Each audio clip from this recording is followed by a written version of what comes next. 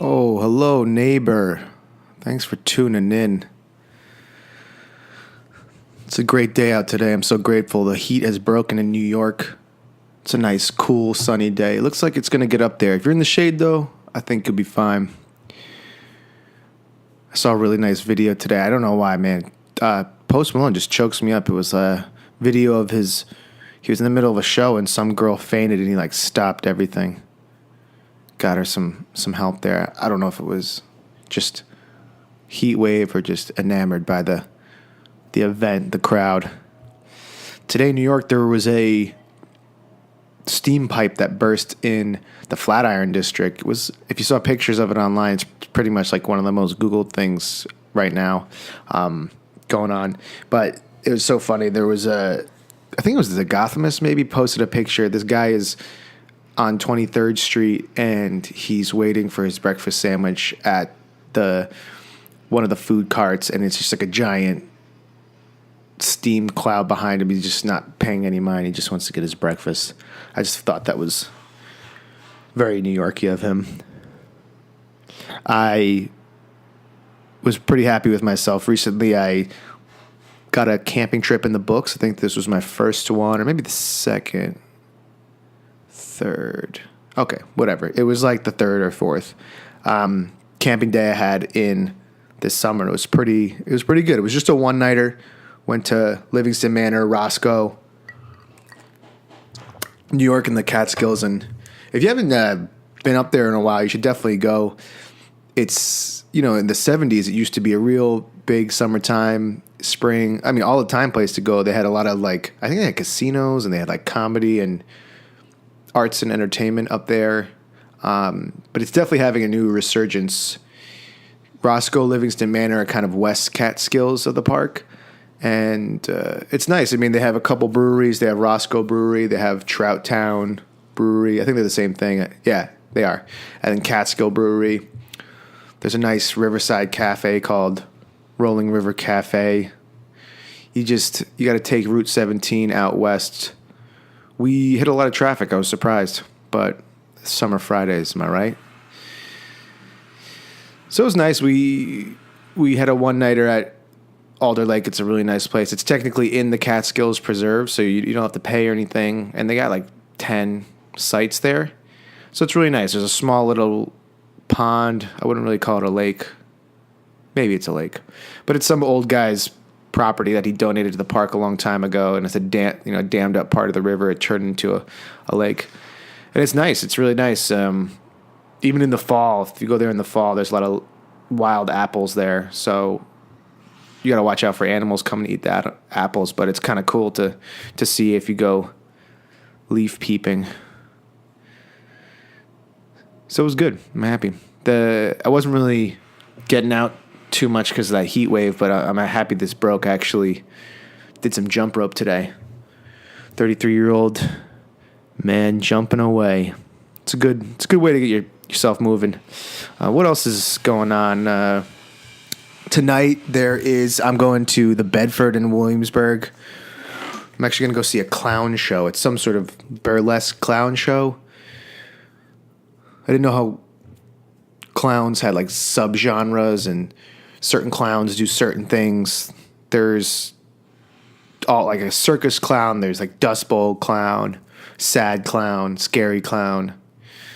Didn't know that there was all these things. So we're actually going to probably get a professional clowner on the show, I think either tomorrow or early next week. So it'll be fun. Maybe they'll tell us about more. I'm going to go see the show tonight. I'll report back and then go meet this clowner, ask him all about clowning. So I think that's 7, 8 p.m. It's Thursday, the Bedford in Williamsburg. All right, so let's get into some brass tacks here. Today, the question, this show... Today, the show in general, this is for fun. This is an entertainment show, but we'd like to kind of tackle a couple questions that people might ask. I'm a real estate agent here in New York City, and sometimes we talk about more serious issues about real estate and business and life, and then sometimes we have a little more fun. So maybe we'll bridge the gap a little bit here. So we want to, if you're in the market right now and you're buying an apartment or you've been looking around, you might ask yourself, what's a tax abatement? Now, in New York City, there's various different types of programs to save money on taxes for either developers, landlords, or individual condo owners. Hold on, my dog is whining. What are you doing? All right, maybe he wasn't. Heard something. So there's different types of... Oh, there he is. There's different types of tax programs that you might... if you're an end user for a residential purchase like a condo or a co-op, you might experience some of these. And if you notice, if you're looking at listings, these numbers might vary greatly, and it might say something like 421A tax abatement left 5 years, something like that. So co-ops could bundle that. You'll see it specifically for individual condo owner in your bill. Co-ops can bundle it in with monthly maintenance fees, and if you're, for instance, buying a townhouse that is being renovated, once you close or during the closing process or shortly thereafter, the taxes might go up for because of the reassessment from the city of the land value after the renovation. So there's several different types of programs in New York. The ones we're going to go over now are just the 421A and the J51 tax abatement and just a standard tax exemption. Hold on one second. You're killing me right now. Man, needy dog. Gets the life over here. Gets to go out in the park. People pick up after him. Jeez, trying to do a podcast here. He's whining. All right, so let's get back to business.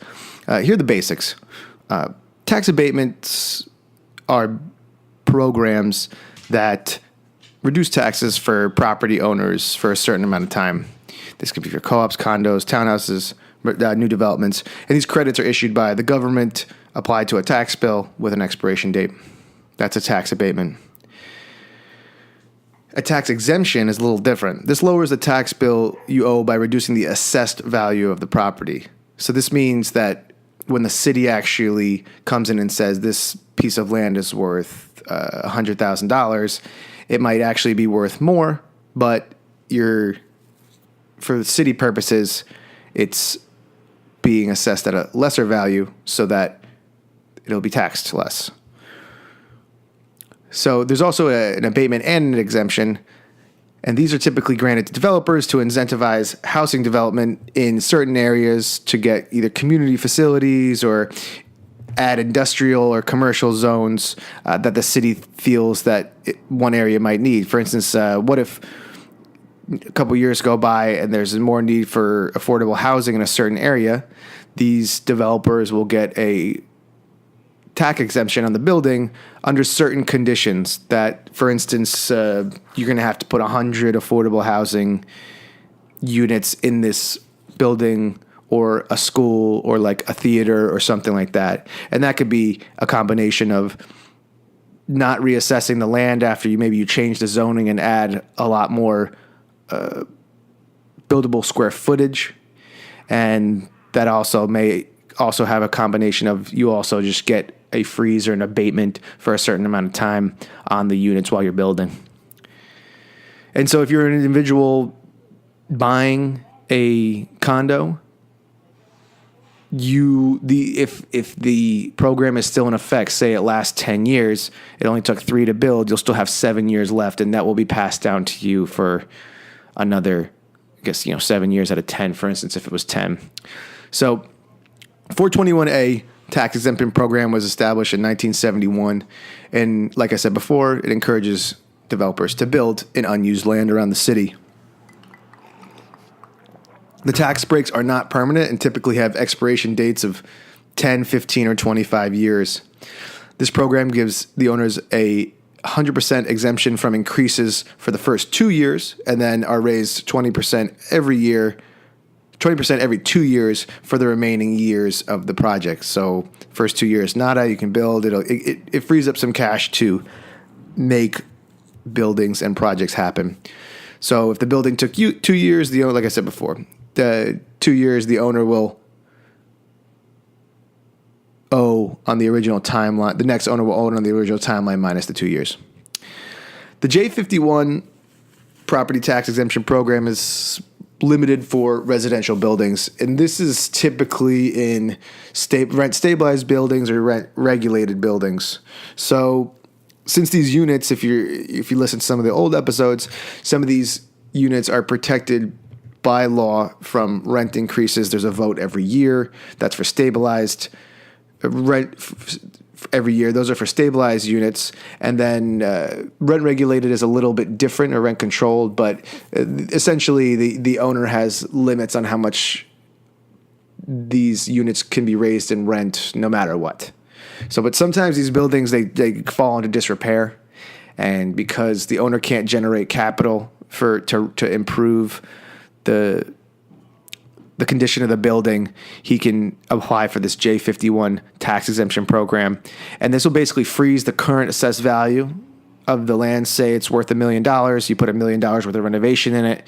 And so the buildings now should be technically assessed at 2, but this program will keep it at 1. And this gives the owner also more cash to improve the building because he can't get funds from these controlled apartments. So if you're considering buying a condo with tax exemptions, make sure you understand all the details. So, for instance, how much time is left on the abatement? If and when it expires, will it impact the resale price? And just do your research on that particular building, because each one is issued individually. And then also, how does the tax escalation impact your monthly payments along with your mortgage if you have one? So for instance, if you definitely need to find out if it's going to happen next year, in 2 years, and then if you have like a 7-year arm, or you have something where you might stay there longer than you thought, or it's not fixed for 30, and you have a tax escalation for your monthly budget, you should keep that in mind. And if you've been looking the past year or two, a lot of condos in Brooklyn don't have a lot of these benefits. And if you see some of these new developments, the taxes are much higher than resales. And I kind of find that some of these buyers would actually prefer something built a couple years ago with less monthly overhead than buy something brand new. And if you generally see basically pre-2008, a lot of them were in Manhattan, and then post like 2010, 11, 12, they were in Brooklyn, and a lot of them kind of, there's been a freeze, or less of them been giving out, I guess, about a year ago, maybe 2 years ago. And that basically, if the foundation is set before, I forget the date, but I think it was a year and a half, 2 years ago. If the foundation was set and the plans were filed, you got it. And if you did it after, you don't. So keep that in mind.